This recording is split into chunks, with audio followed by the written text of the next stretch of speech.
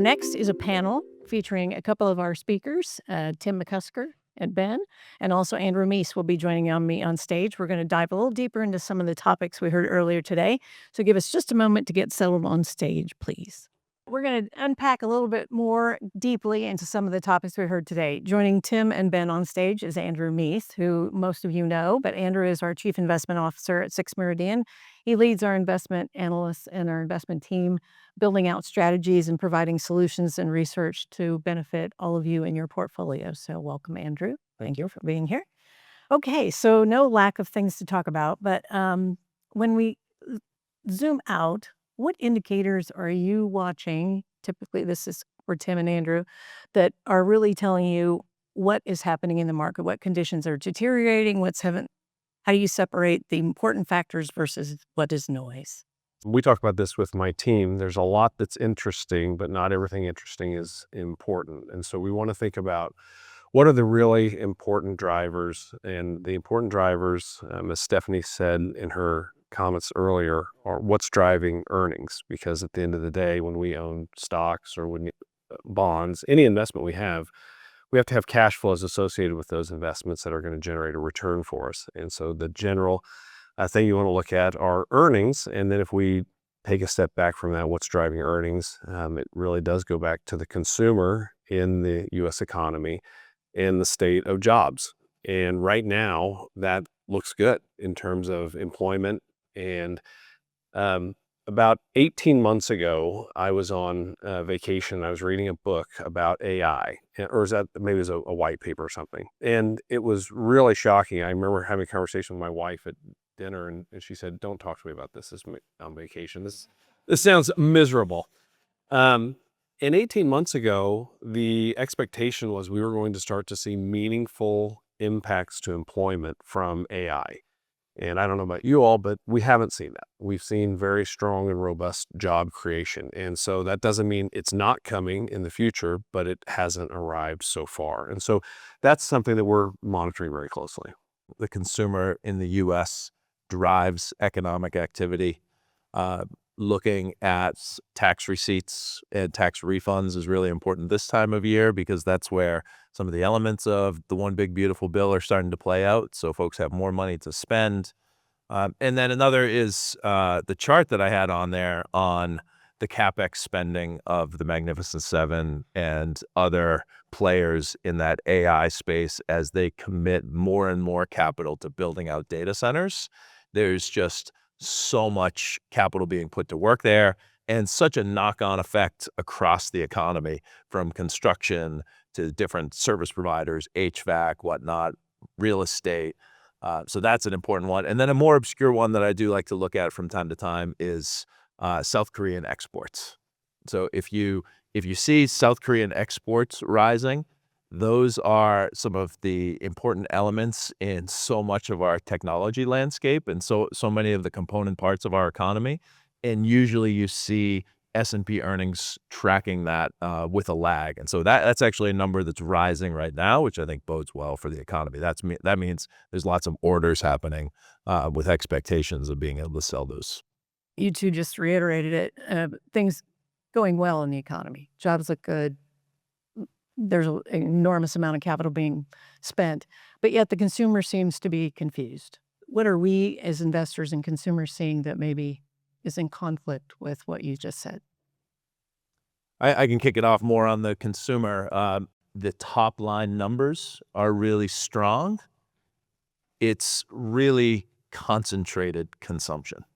It's at the upper end of consumers where all of the spending is happening. You go out to nice restaurants, they're absolutely booked. Stephanie mentioned it. You hop on a flight, it's jammed, right? The higher end activities, the experiential type stuff, there's tons of spending behind that. And then you have 80% of the consumers just trying to make ends meet. So I think it's it's an unequal playing field right now, and those with capital invested are benefiting from continued growth in equity markets. But there are challenges underneath that may play out more in the political landscape than in the top line economic numbers. But I think that's what's kind of missing when you go down and look at spending by quintile. It's very, very different. Andrew, how do you look at that from a portfolio management perspective, what he's talking about, the dynamic there? Well, you're seeing it in a bifurcation in the equity markets, and if you look at uh, what has been working in writ large, we'd said the S&P is up 5, 6, 7% for the year, and you look at emerging markets, it's up 13% for the year, non-US up maybe 7 or 8% for the year. So far it's been great. I mean, you could say that's been a great year for the first five months. Under the surface, though, there are a lot of things happening that there are companies and industries that have been determined to be losers. And one of those is an industry that I think would be surprising for most of us, and Stephanie mentioned it to some degree, is the software companies. And so if you look at the performance for, these aren't small entities, it's Microsoft, it's Salesforce.com, companies like that. The market has been making a vote that those companies are going to be net losers to AI. Now, you haven't seen it in the results necessarily. You've just seen it in terms of the outlook and the expectations. And so when we look at the way we manage money, which in one of these sessions a few years ago, we talked about how we try to take our emotions out of it and eliminate what we think should happen and simply rely on signals that we get from the market in terms of what's taking place. And when we do our rebalances on the equity portfolios, we find we end up in areas that are doing better because we follow momentum, and then we're hopefully not in the areas that are struggling a little bit. There's a lot of enthusiasm, some pockets, some of the consumers, not so much. How is that playing out roughly in the political landscape?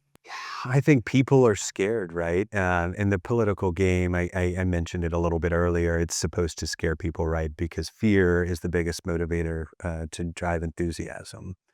So particularly, you mentioned AI, right? Like as a firm right now, certainly, we've just had a meeting with some of our executives, and they said essentially everything you're doing in 2026, if you're still doing it in 2027, you're going to be losing. And so the evolution is fast, right, for us. But people are scared of that.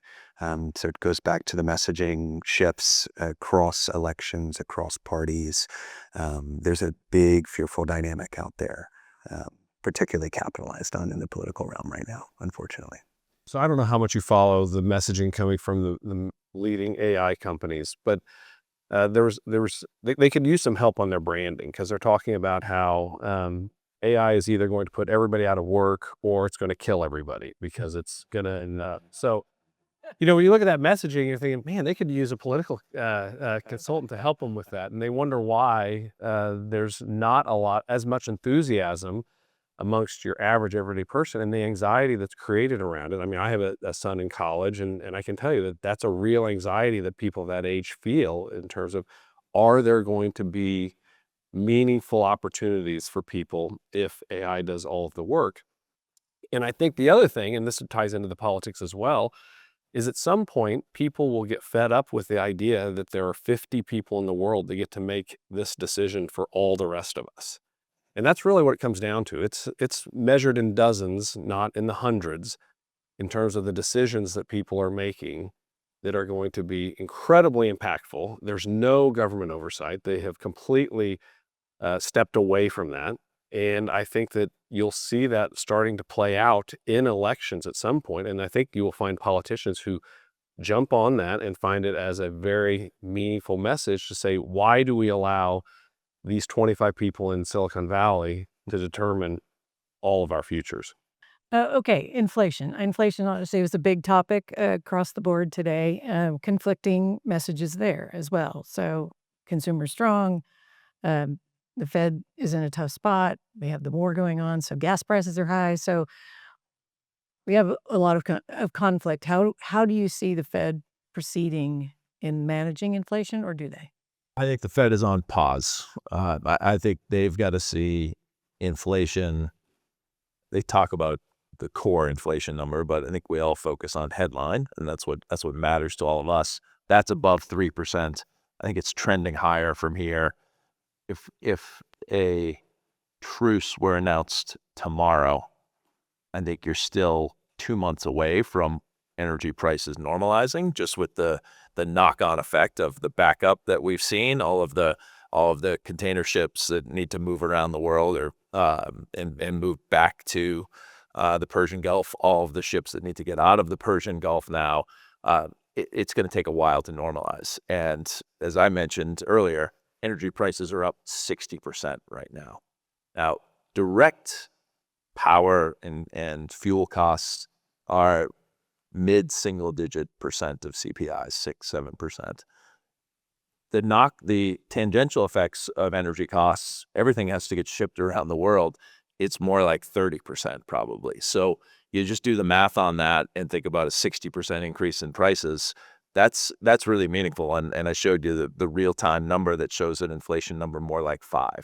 So I think the economy needs some real breathing room here to settle back down. And then there's a lot of underlying economic momentum as well. So you don't have a lot of weakness to slow down inflation. So I think while there's going to be pressure on the new Fed chair to cut, you saw that with some dissent from the regional governors, they are not going to be able to, at least until very late in the year, I think. I agree completely. I think that the amount of dysfunction that's going to exist on the Federal Reserve for the next 12 months is going to be significant because you're going to have a new chair.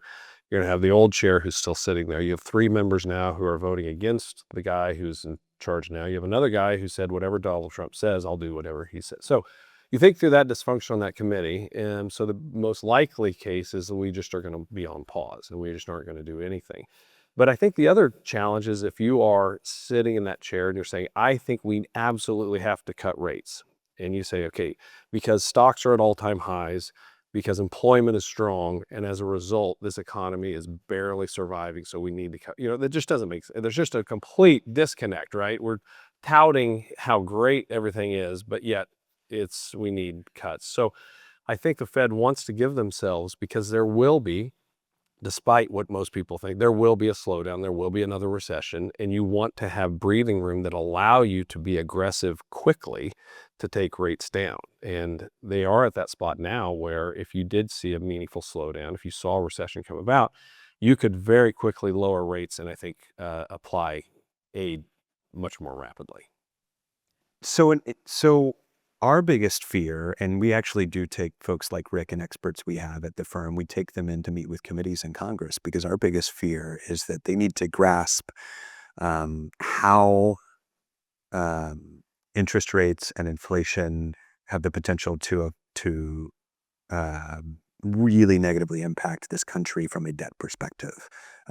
Runaway spending is a huge concern of the committees, despite the fact that you might not hear it too much on TV, and we try to be a resource for them. Now, that aside, right, and we can unpack that plenty more if it's of interest, but that aside, I don't know if spending is necessarily the midterm issue right now as much as it is specific goods, right? You mentioned gas prices. Eggs were the topic, of course, as we came into the presidential this a year ago. And so I think there's a handful of goods, right, that people are noticing how it affects their pocketbook, and the folks that run the polls are taking advantage of those issues to highlight even further for individuals. So if a couple of things come down right, if a couple of bilaterals happen, if the war ends and gas is affected, or the war ends, it's not a war, I'm told. But if things change for the better, which by the way they might over the next week, if you're tracking the ultimatums put out there by the president, he's given a week deadline now again. But he's given a week deadline for resolution and acceptance of terms by Iran. So if a couple of things change, right, then a handful of those target prices might really, really remove an opportunity for political capitalization.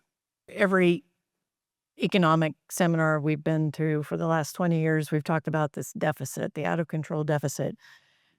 Is the deficit ever going to be addressed in a realistic way?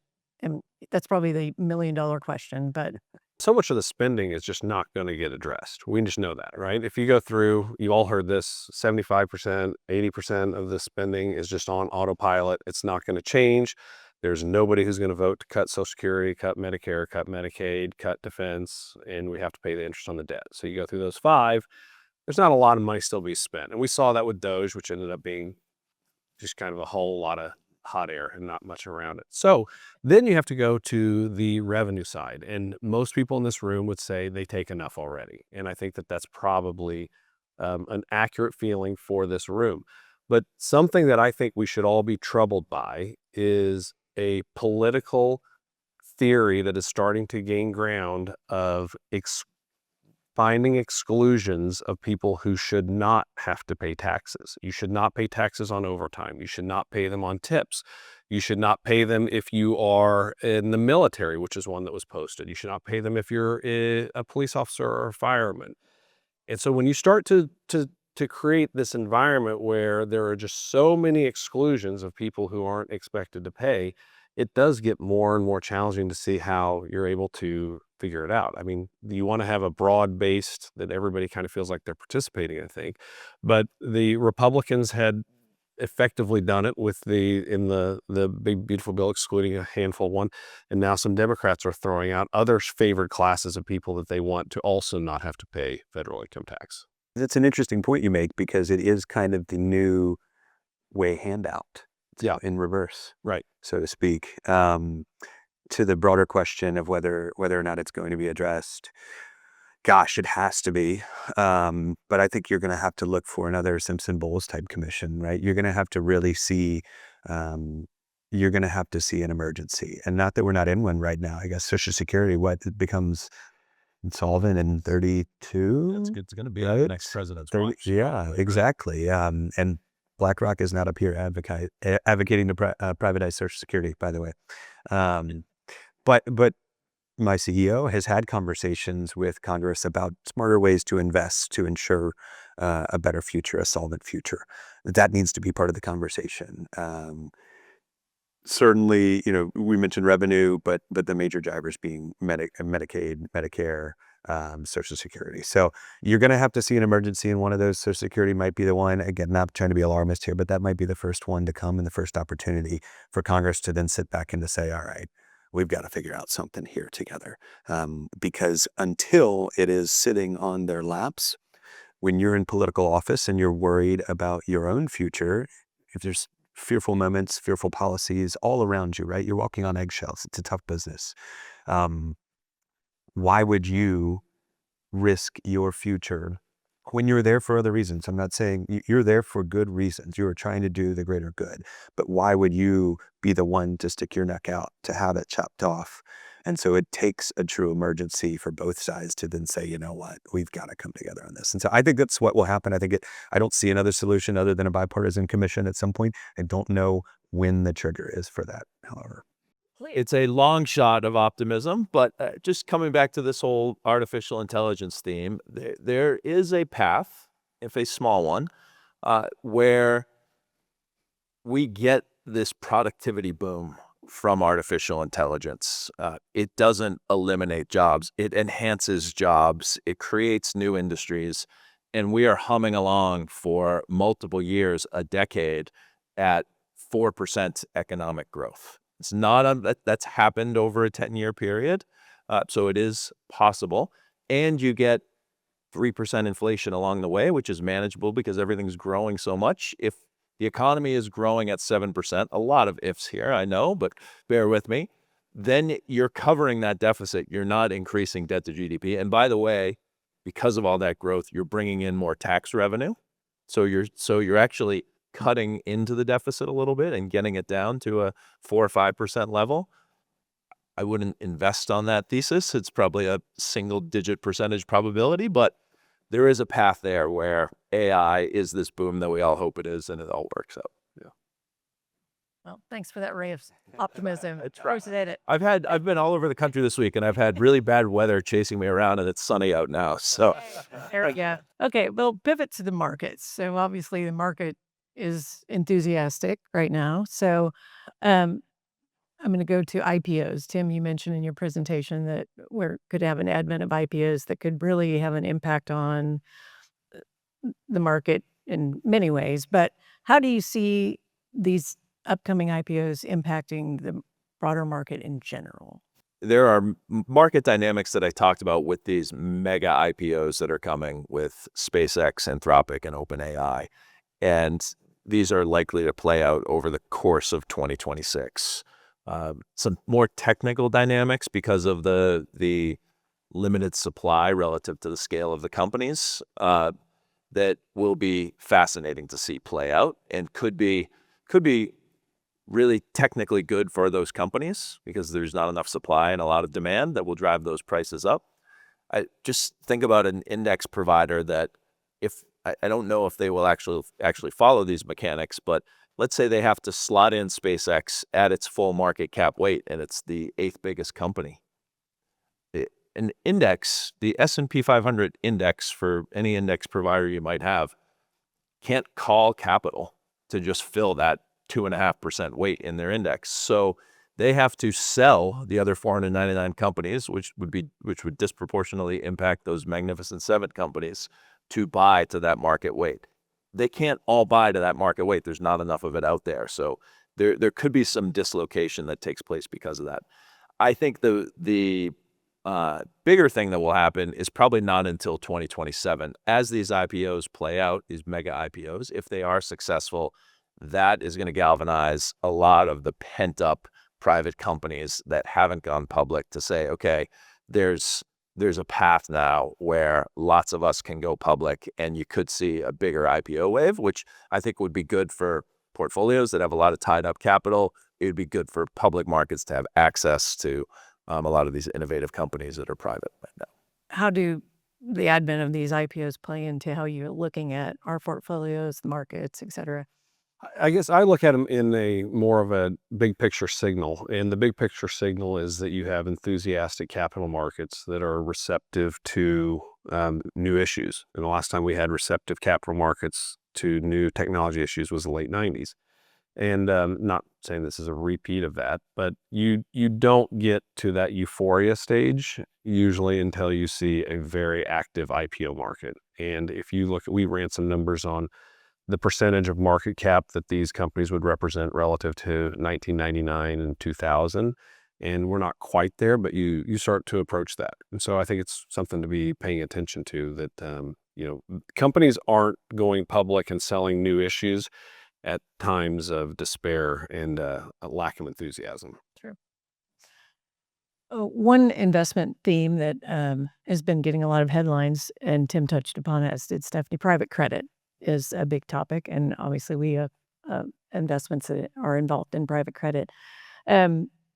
Just give me your take, Andrew, on what you're seeing in private credit that we hold in the private market in general. Yeah, sure. So private credit is lending to, it's basically what banks do, but it's outside the banking channel.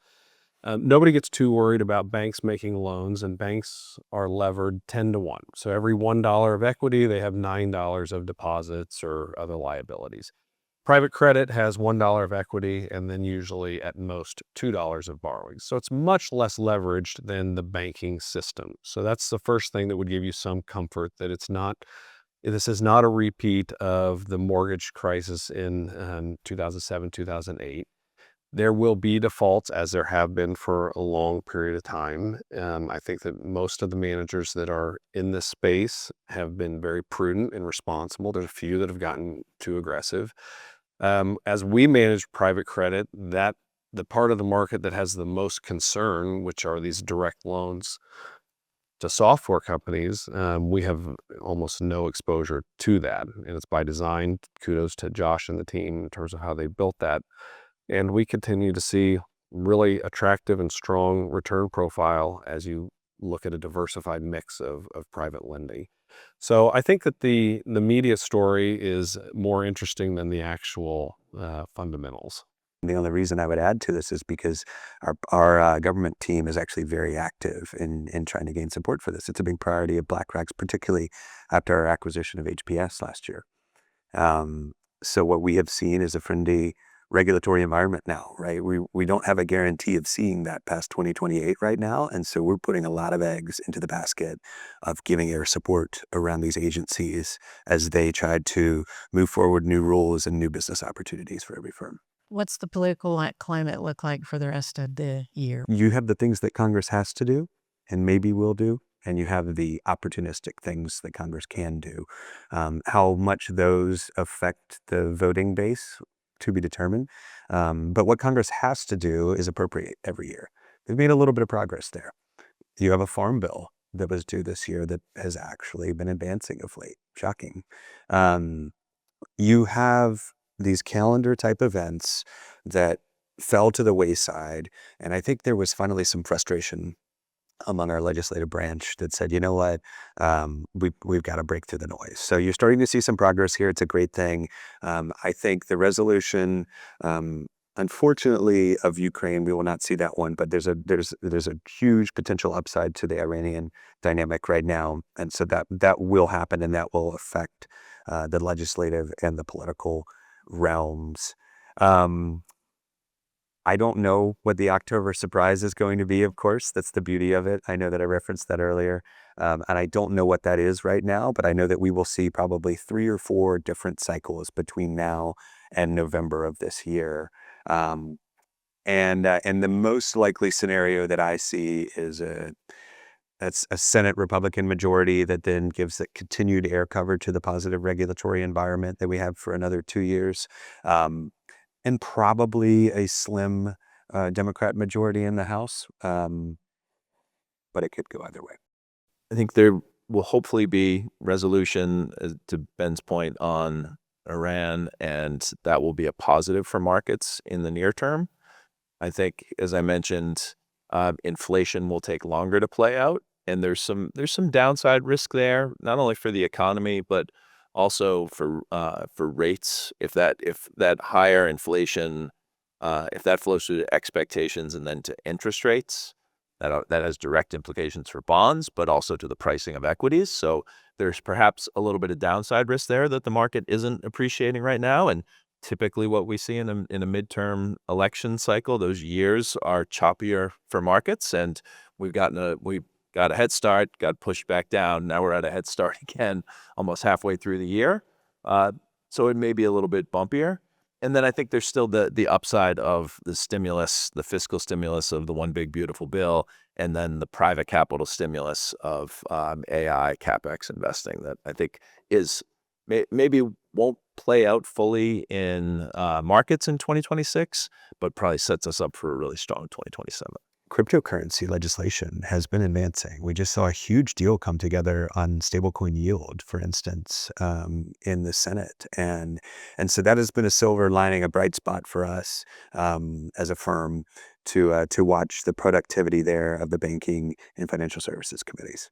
Andrew, what are you and the team focusing on, kind of looking into the runway of the rest of the year?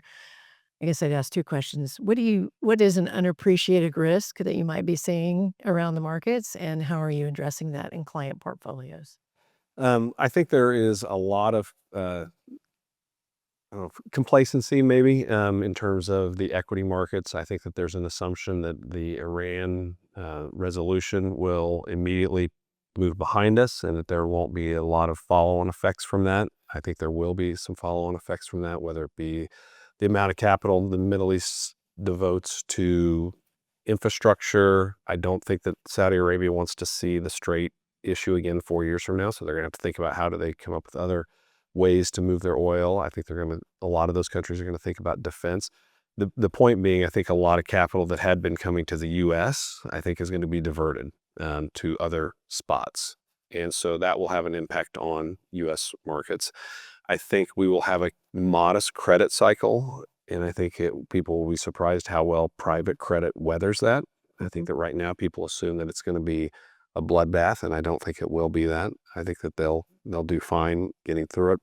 And I think that the point that Tim made with regards to midterm years, you have a lot of ups and downs, and I think that the idea that the resolution of Iran means we are just continuing new all-time highs every month, I don't think that's going to be the case.